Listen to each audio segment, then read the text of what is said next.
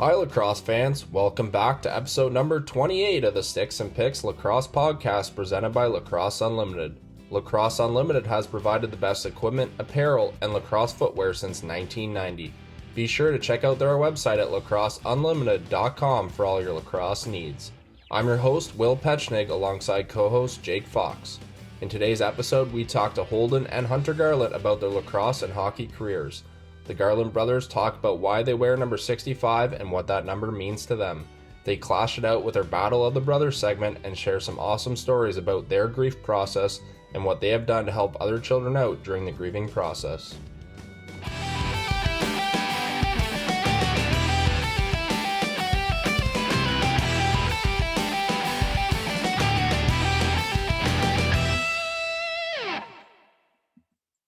We're joined by two brothers from Thorold, Ontario, both who grew up playing minor lacrosse with the St. Catharines Minor Lacrosse Association, but they both decided to take different paths in their athletic careers, one sticking with lacrosse and becoming a National Lacrosse League player, and the other taking the hockey route, becoming a professional hockey player. Welcome, Hunter and Holden Garlent. Thanks for having us. I think this is exciting. This is our first true hockey lacrosse brother duo, so I think it's going to be a lot of fun. Hunter, you grew up playing a bit, but you took the other route, and the more you probably make more than me and Holden combined. So that's good, right?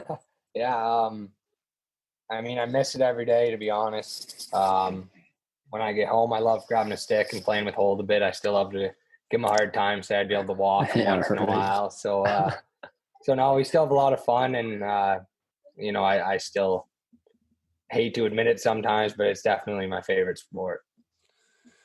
We're gonna dive into your minor lacrosse here. Just kind of talk about how you guys got involved with the game of lacrosse. Hunter, you being the older brother, we'll kind of start with you, and what really got you involved with lacrosse?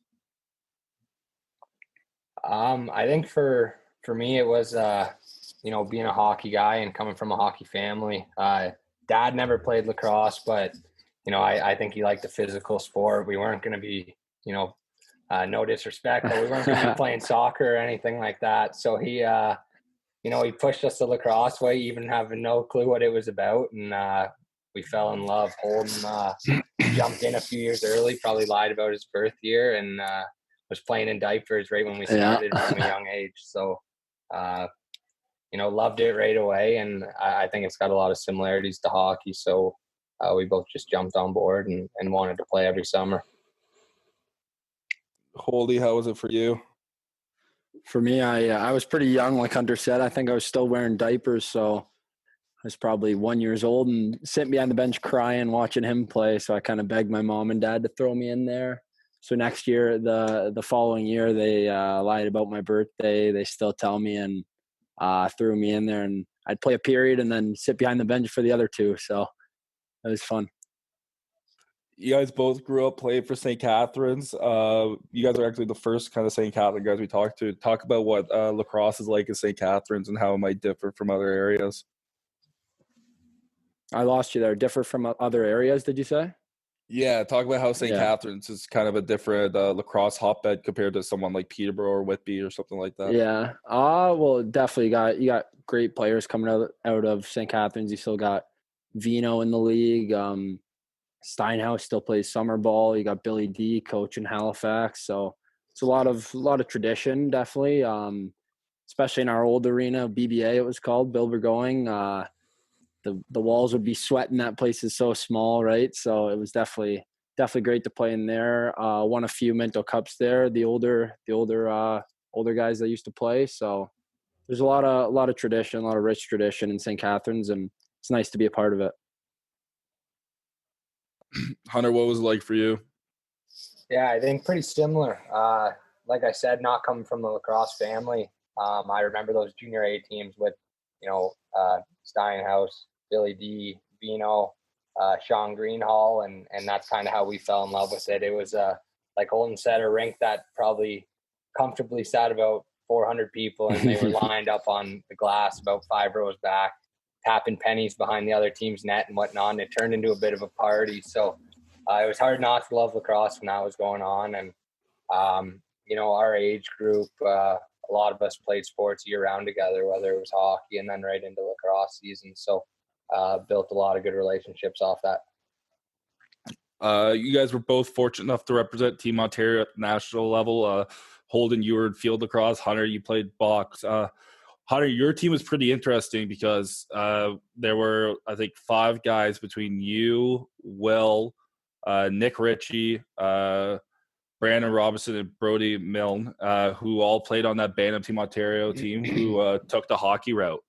So talk about that team for you and kind of that connection you guys had. And then I think most of you guys played each other in the O afterwards. Yeah. As a team, that was a lot of fun. We were successful in winning gold and, not in an arrogant way. We didn't face too much adversity. I'm sure Will can kind of attest to that. And, it was a fun team to be a part of. And, when it comes to the hockey side, like I said, I think it kind of goes hand in hand, whether it's the hand-eye or the speed of the game, physicality, and, working in small areas. So as hockey guys, I think you fed off that in lacrosse as well. And, those guys all became, Will and the other 4 guys there were kind of my best buddies on that team. And we moved into junior. I was lucky enough I played with Milner and Guelph actually. So we continued our relationship, and a lot of our conversations over a beer or whatnot, we're talking about lacrosse and how much we missed it. And same with Richie. We used to get into it a lot and talk about, whether it was an Orangeville St. Catharines rivalry when we were in Peterborough together, or get out when we first got to town. It was always when the Lakers were playing around the finals against Nation. So we'd get to go watch them at the Memorial Center. And you're always, I don't want to say you regret the decision, but you wish you could put the lacrosse stick back in your hands at times, and especially when you're watching a game. Holden, you went on to play junior lacrosse in St. Catharines, and then, got traded your last season and won a Minto with the Arrows. Screw you for that, by the way. But were you in St. Catharines when we had that bench clearing brawl at the end of the game? Yeah. I think me and Millie actually started it and ended up fighting in the corner. I saw him at Boots and Hearts like a couple weeks later, and we were laughing about it. So yeah, it was all good, but I was young in the league. I think we were 16 and 17 or something, me and you. So no, that was definitely that was in Bill Burgoyne. So a lot of tradition in there. I remember that. And I think I grabbed Jeff Wittig and I just said, "You're nuts. I'm holding on to you because I'm not letting you grab anyone else." And he got away, and he ended up grabbing a couple guys. Oh yeah. There's a video on YouTube and you see him just running around sucky and everyone. Yeah, we'll have to post that link. That was that's sometimes how she goes in box lacrosse. And then obviously you won the Minto, like we said, with 6 days. Just talk about transitioning from St. Catharines to going to play on the Res in 6 and what that whole experience was like for you. So I got traded the day that we had a game actually. So that night I had to go to Six Nations, and I was obviously a little nervous. I know I was a last year guy and we were going for a playoff run, but I grew up battling against all of those guys for my entire life. So I didn't know what to expect when I walked into the room, but everyone was awesome with me. They're great guys, and they have a lot of fun, and they're good at lacrosse. So we bonded pretty well, and went on to sweep the entire playoffs, and it really wasn't very close, and won a Minto, which was a lifelong dream. So it was definitely a dream come true. I remember us DMing each other on trade deadline day. Yeah. you messaged me, "I just got Delta 6. Are you coming? Are you coming? Are you coming?" I was like, I think, I don't know. And then, I ended up sticking it out in Peterborough, which obviously I loved, but I still hate you for winning that Minto. Yeah, it was definitely a tough decision for me, but they got something good in return with Jake McNabb. So I think St. Catharines and the Arrows both benefited from the trade, which was nice. Yeah, and that for sure. I mean, winning a Minnow Cup is obviously something you'll remember for the rest of your life. And kind of going back to Hunter here and your decision to choose the hockey route over lacrosse and playing in the OHL, you were a first-round pick to the Guelph Storm, then eventually got traded to the Peterborough Petes alongside Nick Ritchie. what kind of went into that decision to choose hockey over lacrosse? And can you kind of just talk about how it was a little easier to maybe play with a guy like Brody Milne or Nick Ritchie, guys you knew coming into those teams, and how maybe that lacrosse kind of thing, that connection you guys had, how it was easier for you two to kind of play together?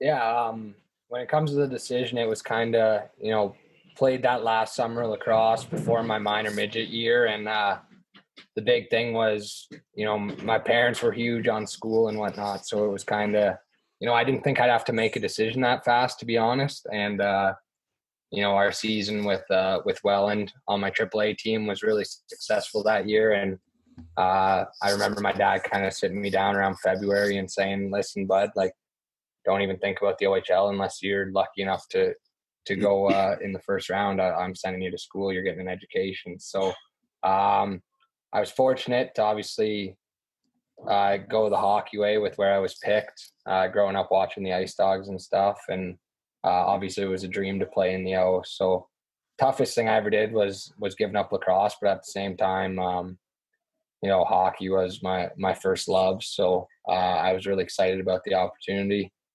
When it comes to playing with those guys, like I said, I think, whether it was, those are the kind of guys you have the bonds with, right? You play year round together, whether it's playing against each other or spring hockey together. And then you go to the summer and, you're playing lacrosse or seeing each other at provincials or whatnot. And you end up playing mini sticks outside the hotel or something, right? Even if they were your opponent in the afternoon. So those are the guys that I was closest with when I played hockey with them as well. You always had, something to shoot the shit about. And, when you wanted to get away from one sport, you kind of talked about the other one, right? And I think all of us can attest to it. Lacrosse guys got a bit of a different nature to them, I think. So you just kind of connect on a different level, I think. We're all a little bit crazy, a little different. So we had a lot of fun because of it. And, really enjoyed our time together. Obviously, Holden, you were sent the school route. I mean, I'm sure Hunter's probably a little happy and have to go through that, but you ended up going to Canisius College and playing a few years there, a couple first-team All-MAC and everything like that, and winning the MAC your last year there. Talk about your experience at Canisius, and we just had Connor Kiernan on, and he's telling us some good tales of you guys becoming good buddies there at Canisius. Toby left some stuff out, but no, like Kieran probably talked about, like lacrosse is one thing when you go to school, being a student athlete is another, but the guys you meet there are second to none, right? Like the guys I lived with, Kieran, bunch of other guys are guys who are going to be in my wedding party, gonna be there when I get married. They'll be there for everything, right? So definitely made lifelong brothers and friends. So I don't regret Canisius for a second. I only went for 3 years, kind of slacked off a little bit my later years of high school. So had to do Niagara College for a year to get the grades up. But it all worked out. Oh God, that's great. So we're going to go into some fun stuff now. We're going to let you guys argue with each other a bit. We're going to do our Battle of the Brothers segment. So we got a handful of questions here, and we're going to let you guys decide which brother is better at which topic here. So you boys ready to do this or what? Oh yeah. Yep. No problem. All right. All right. The first one, who's the better athlete? I got to give it to him, to be honest. Hunter is for sure. At least he wasn't back in the day. We'll Hunter, see now. you agree with that? Yeah, I'm not going to argue that one. I'll leave it at that, but I won't argue it. What's athlete, though? Like, what are we talking here? Hockey. Like, you putting us through a combine? You putting us through a combine test? Holden's proud of himself because he got to 6'2" and he can bench press. Like, that doesn't make you an athlete. Oh, fuck. Oh, that's great. See, but I don't know how his speed is now on foot. He hasn't ran in years. He's been skating. I probably got him in that category too. So, no, but he's just good at stupid things. Like we'll play ping pong, and he should be playing ping pong professionally. Like it's dumb. Like golf, he's just good at it. Like it's stupid. So that's athleticism if you want to count it. But put us in a combine test, I got him. Yeah, I'll agree with that. Yeah. He'll lift more weights, but when it comes to playing sports, if we're talking that kind of athlete, I'll beat him in majority of them. Who was the better minor lacrosse player? Oh, him by far. I was a goalie for half my time, bud. I was gonna Fun say. fact, eh? I was gonna say. I'm pretty sure. I know. I'm gonna bump you up, and Hunter probably won't like it, but pretty sure Hunter won the scoring title for Team Ontario by about 20 points. Someone said. Like, when we looked that Richie up. might have had him. Richie was there. Yeah, Rich was there. No, when you talk about minor lacrosse, I was lucky enough to be a beneficiary a lot, but you win championships with guys like Hold, and it's stuck like that his whole career. Yeah, buddy. In the junior and stuff, he was the steady Eddie. Yeah, I didn't know our goalie's name for all 10 years of minor lacrosse, and he was the guy who could do both ways. So, it depends how you look at it. Who's got the better style in terms of dress attire? Pretty, we're into kind of the same thing, I would say.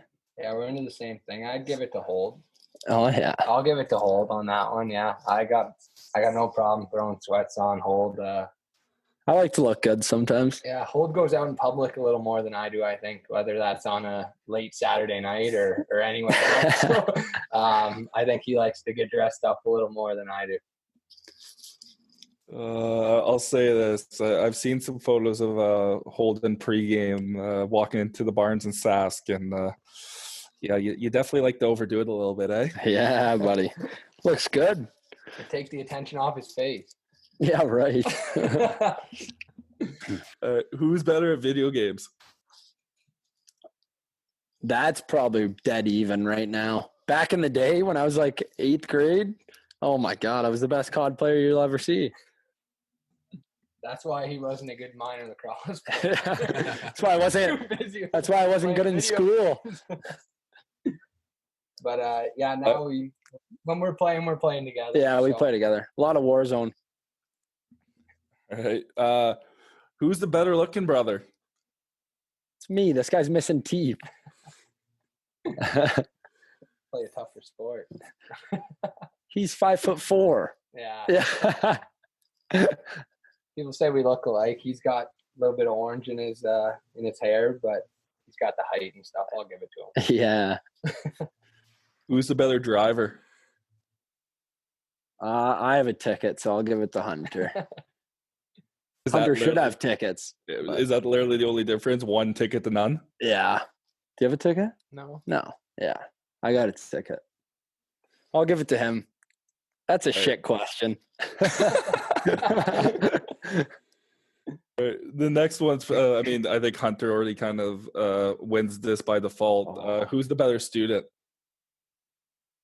Oh, I win. I have a degree. He doesn't. I left early. He left early. I win. What do you mean? I got my act together. High school, I had way better marks. But He gave you better marks. who gave you better marks? The teachers, because you came back from the O and they would just give you fucking answers. You're not supposed to say that. Who's the bigger mommy's boy? What? Who's the bigger mommy's boy? Yeah, that's to wipe me. his own ass till he was 14. Fuck off. Probably me. Holt never had to leave home, so yeah. I lived in Sask, buddy. At 23. Before then, when did you ever leave? You'll never leave. Yeah, we'll see. To make those big bucks in the NLL. Oh, God. Who's in better shape? I don't know. I don't know. I'm weighing in a little heavy right now, but I'm also taller, so you can't really take that into consideration. Hold took the upper hand while he was at college. Yeah. That's kind of They force you to work out. But, I think it's a little different when you're playing 60 games a year compared to 20. You have a little more time to lift some weight. So, and he's a little more slender than I am because of those couple extra inches. I think it'd be pretty even if not. Oh, God. Who has a better chirp game? Who talks more shit? I don't know. I'm always bickering at him, so So I get gutty though. I say gutty To stuff. each other? Yeah. Let's go in general, like in games. Well, I don't chirp that much in games unless we're losing or something. Because I'm not gonna lie, I don't really want to drop the gloves, but lacrosse fights are a different breed. So Yeah, I don't fight, but Will can probably attest to it from the hockey standpoint, seeing as we were rivals and had to play each other 8 games a year, being in Oshawa and Peterborough. But I get a little lippy. I won't drop the gloves. They're gone, but I'm pretty lippy. I'm sure Will can talk about it, but I'll give myself the edge on that one. yeah, I'll give it to him. Who's got better social media, I guess, page? Hunter doesn't post, so I gotta take it. I'm one a year kind of guy. All right, that was simple. And then the last one, which I think I know how near and dear Holden holds this to his heart. Who's got the better beard? Hunter lets his go more than me. I shape mine up a lot more than him, but we grow pretty similar beards, so he gets orange in his beard too, just like me. Mine's a little darker though, so I'll give it to myself though. mine's darker. I'll give it to me. No, me. That's pretty even. You guys were a lot better than Curtin brothers there. They were kind of arguing back and forth. Terrible. They were screaming at each other, and you guys are definitely, I think, a better duo of brothers together right now. So, but back to Hunter. We've heard him on Call of Duty screaming at each other. That's great. Can't get a word in with those guys. Holden, we'll kind of go to you now. And back, you've started your professional career. You were the 4th overall pick to the Saskatchewan Ruff. Can you kind of talk about draft day and what that meant to you and your family? Yeah, for sure. So I had my mom, my grandparents, a couple other people there. My girlfriend was there. My coaches from Canisius actually made the trip up to Philly. And we were actually sitting beside Foxy's family, so that was kind of cool. But yeah, I didn't know what to expect. I had Coach Keenan talked to me a little bit before the draft, but he came in literally 5 minutes before the draft started and just said, if you're there at 4, we're going to take you unless anything crazy happens. So that was kind of a weight off my shoulders. But when I heard my name called, it was obviously amazing, dream come true. But I knew like the work was just getting started. Sask has been one of the best teams in the league for the last 5 or so years. So definitely had to put in the work from September to the start of the season at early December. So it was awesome, and got to play every game until this whole Corona started. So it was definitely a dream come true. Yeah, we spent a lot of time together on draft day. We basically got ready together, Ubered over together, sat together, parents sat together. It was definitely fun. Talk about Sask and playing in front of that rowdy fan base, man. They got one of the top fan bases in the league, and talk about living in Sask in the middle of the winter, because that's different. It's basically, I guess you could talk, it's prairie land. So talk about how that is.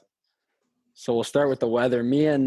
So it was me, Justin Robinson, Connor Robinson, and Mark Matthews. We all lived together. So definitely a good crew. Great guys. Mark was kind of the dad of the bunch, at least on weekdays. And driving up, I actually drove to Sask. So it was about a 30-hour drive with J-Rob, and we pulled up and it's minus 40. So it was definitely eye-opening, and couldn't even move outside. You're frozen. So definitely a lot of time spent on video games, watching movies in the house with the guys. And then going to the lacrosse side of things, like the fans, you're literally an NHL player. It's crazy there. Like, it's such a tight-knit community that if you're walking with Mark, because he's been on the team for 8 years, like, they'll notice you and they stop you in Walmart and ask for a picture. Like, it's crazy. Fans, 13,000 a game. Like, it's surreal for sure. So, definitely the best place to play, and hope to be there for a lot more years. Yeah, no, it sounds like a good time. And then obviously in the summertime, you and me get to be teammates with the good old Brooklyn Lacrosse Club. The BLC, baby. Oh, yeah. Talk about what's that like? And talk kind of about the comparison of you basically went through your first full NLL year, and talk about kind of differences you see in the NLL and then major series. There's a lot. I'm not gonna lie. I'm not gonna shy away from it. But in the MSL in Brooklyn, it's definitely a lot more laid back, right? You can definitely attest to that. Definitely not showing up at the rink 2.5 hours before the game in a suit or anything like that. You're wearing your gym shorts and t-shirt, pulling up an hour and 15 before. But when you get on the floor, it's obviously still competitive lacrosse, right? It's just the whole numbers thing. You need guys to show up every night, and sometimes they do, sometimes they don't. It's hard in the summer. There's a lot of work commitments, and they don't pay you for missed work in the summer ball. So I still love playing it. Brooklyn's a great place to play. The guys are awesome. We have fun every game, so definitely wouldn't trade it for the world. But yeah, there's definitely a huge gap in competitiveness and just off-floor activities, I guess. Holds, you talked about the weather in Saskatchewan. Hunter, you kind of went a totally different route. You left St. Mary's University of CIS Hockey to sign your first professional contract in the Nashville Predator system, and you ended up playing with the Florida Everblades. Can you kind of talk about your first year as a professional hockey player and how all that went? Yeah, I mean, from the hockey side, like any sport, you got your ups and downs. We don't got to get into that much, but if we're talking about weather, I was pretty fortunate. You're out of the rink every practice day at noon. You either go play a $120 golf course for $20 with a cart, or you go sit by the pool. So, it's hard even when you're frustrated with the on ice stuff. It's hard to stay angry at the world when you're living in Fort Myers. So I had a blast. Great group of guys. You got Will, you did it as well. You got 24 guys that live within 50 steps of each other. So had a blast, a lot of friendships, a lot of fun had on weekends when our schedule slowed down a little bit. And, whether that was the beach or in the evening at the bar, but loved my time in Florida and, would love to be back there again next year.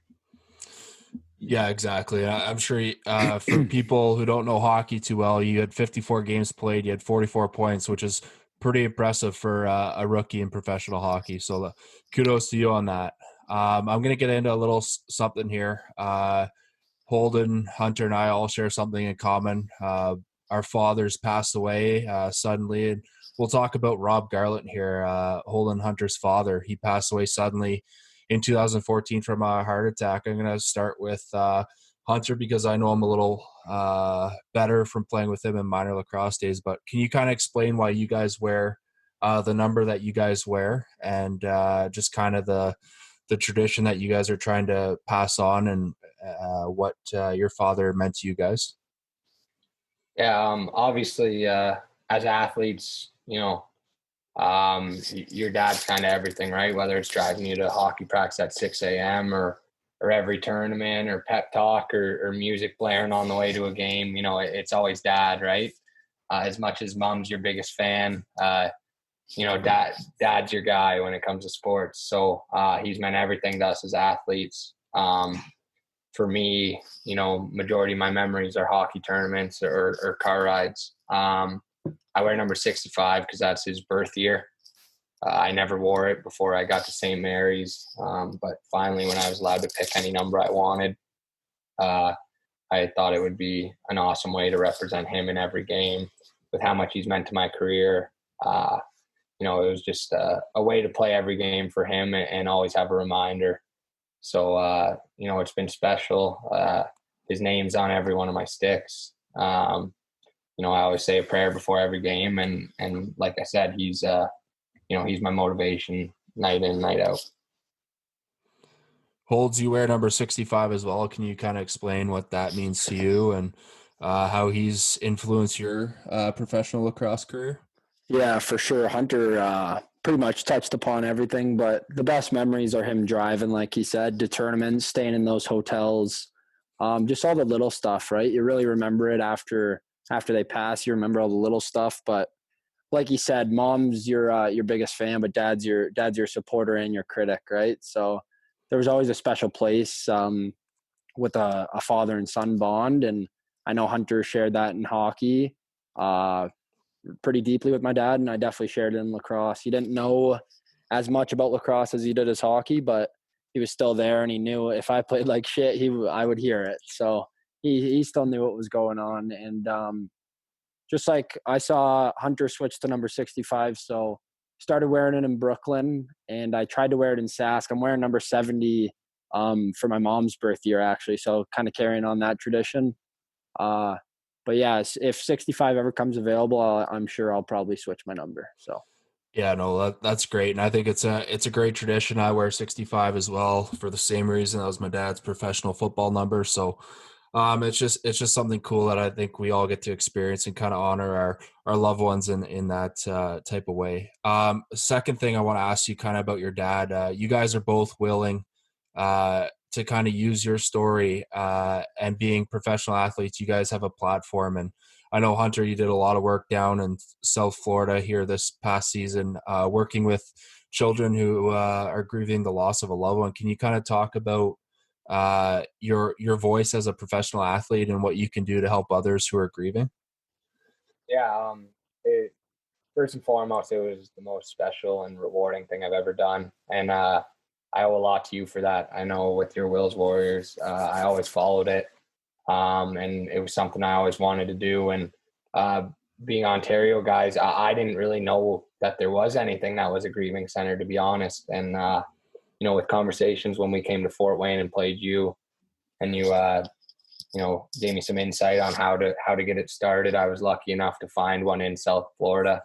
I attended a few different events for them and would just go to little mentorship groups with the kids, talk about my past experience and how I coped with things or continue to cope with things, and then would let the kids, kind of ask questions. And I feel like, as much as in some eyes I might be an adult, I see myself as a younger person who, can be a role model to them without being, someone their parents' age, right? And maybe someone they're more comfortable to talk to. So it was very special and like I said, very rewarding.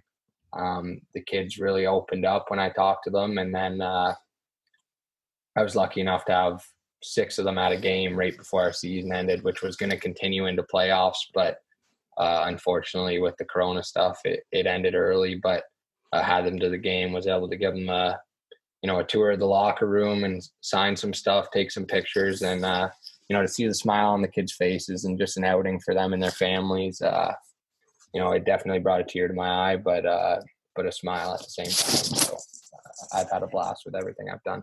Yeah, exactly. And I know those kids are very thankful for what you do. And same thing goes to you, Holden. I know you were very willing last summer to help out with the same type of thing. And it just didn't work out with the Yeah. Brooklyn's lacrosse club schedule being 8 p.m. on Wednesday nights. It's tough Yeah. for those younger kids to come on school nights. But I know you do a lot of work in the Saskatchewan community, and I know you've used your story as kind of a way to be a role model to a lot of the younger youth. Can you just kind of talk about using your kind of story as a platform and being a professional athlete and how that kind of helps younger kids and youth look up to you?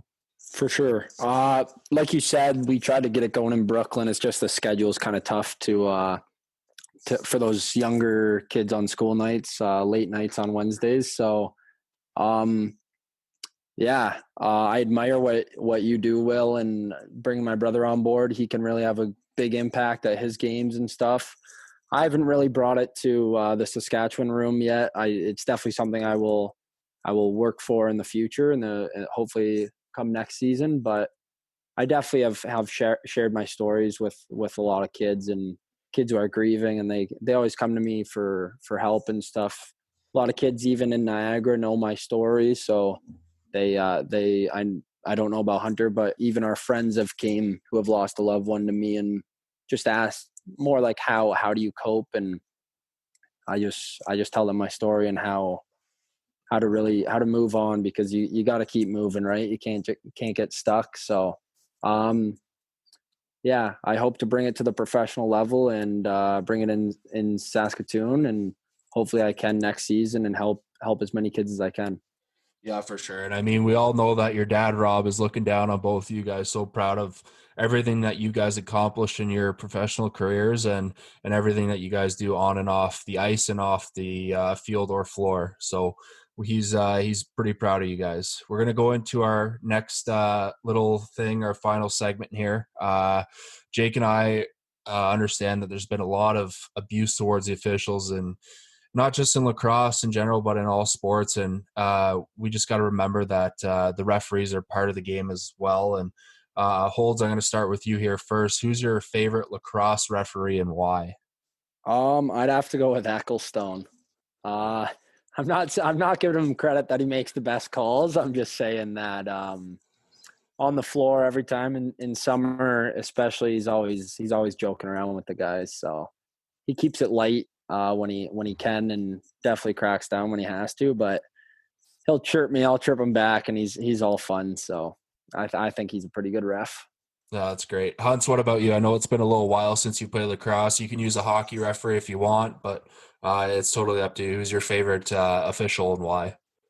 Yeah, for lacrosse, obviously, I only have a minor to go on, but I'm gonna use Nurse. Just being a young guy, I remember he brought so much energy to the game. You know, you had a lot of refs who, you know, it's tough for them. They're probably doing multiple games in a row, and a lot of them seem like they don't want to be there. He was always bouncing around, and I won't give him the benefit of the doubt on his calls, but he was excited, he was loud, he was, you know what I mean? He brought an entertainment to even a minor game. But my favorite ref of all time's got to be out of hockey. He's out of the Guelph area. Is Dusty McCrank. He's an OHL ref. That is one guy who, if I could go back to my years in Guelph and sit down and have a beer with someone who wasn't on my team, he's the guy. And just same thing, just a loud ref. Love coming by the bench and throwing little shots at guys or chirping or asking where guys were headed after a game. He's just a character. He was a boy in a man's body, and just a lot of fun to be on the ice with. Yeah, you guys both brought up kind of the subject of like having communication with players between officials. If Holden, I'll ask you first, if there's anything as players or athletes that we could do to help benefit referees or officials during the games, what do you think we could work on to limit the abuse towards them? Definitely don't come at them as hard as some people do, right? A lot of players are pretty quick to drop the F-bomb around them, call them different names and stuff. But a lot of refs, they gotta give us the benefit of being able to communicate with us, right? As we all know, a lot of refs will, as soon as you open your mouth, their hand's already going up or something. They're already giving you a 10. So especially in summer ball, I know the abuse thing, it's got to be eliminated from the game, and that starts with the players, right? But it can be a two-way street. There's just got to be a good line of communication. That's all I feel. So I've never been one to fully give it to a ref that bad. So I just hope other players can respect them just like they should respect us. Hans, do you think there's anything that we as players could give to officials, either whether it's in lacrosse or in hockey? Yeah, I think the easiest thing I can say is, being in the East Coast League this year, you kind of get the same refs every game. So I think the easiest thing, and it touches on what Holt said, is kind of building a relationship, really. If you chirp a guy, it's the same as if they chirp us. We're all grown men. Nobody's going to react well to being called something they don't want to be called, and you're going to, get your back up and be ready to fight whether you can or can't. So I think just the ability, time and a place for everything was my biggest thing. I think I found with the refs this year in Florida was, grab them in a TV timeout and just, have a civil conversation with them and let that bad call or something you didn't agree with kind of settle down before you just turn and rip on them, right? I found that it was very beneficial, not only to a relationship, but also, kind of understanding the game a little more. Obviously, there's I don't know how much the rules change from junior to pro in lacrosse or if there's any real changes, but, whether it's the icings or whatnot in hockey, there's a lot of things that are a little bit different and whatnot, right? And I think if you give them the time of day and talk to them like humans, which they don't get very often, I think that's when you get the most benefit out of it. And you might get a call your way once in a while from doing that too. So it's probably a good way to go for a player. Yeah, exactly. You guys both touched on the open dialogue kind of topic with the officials, and Hunter, you said it great there. Their referees are humans as well, and everyone makes mistakes, and officials are part of the game, and they make mistakes too. So I think that's things that we can really lean on and try to help benefit the officials in all sports, not just lacrosse. But it's great to have open dialogue and definitely remind yourself that they're human as well. We really appreciate you guys taking your time to come on and talk to us here, and wish you all the best of luck in your future professional hockey and lacrosse careers, and appreciate you sharing your stories about having a platform as athletes, and kind of your story about your dad and how you guys honor him. I think it's great, and we appreciate it having you guys on here. Awesome. Thanks a lot, fellas. Yeah, thank you. Thanks, boys. Thanks.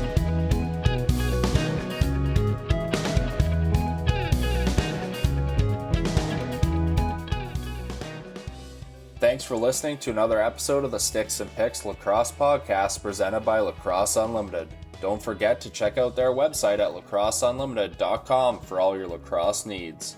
A big thank you to True Lacrosse for their continued support in growing the game of lacrosse through our podcast. True Lacrosse provides lacrosse athletes with top-of-the-line equipment and sticks in today's game.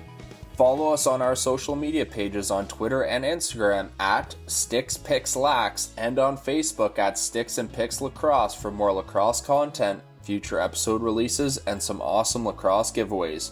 We are currently giving away another True Comp SF 4.0 shaft. Head over to our Instagram page for more details. Every Thursday night, you can watch Major Series lacrosse games on Facebook for free, and you can also enter the 50-50 contest to win some cash.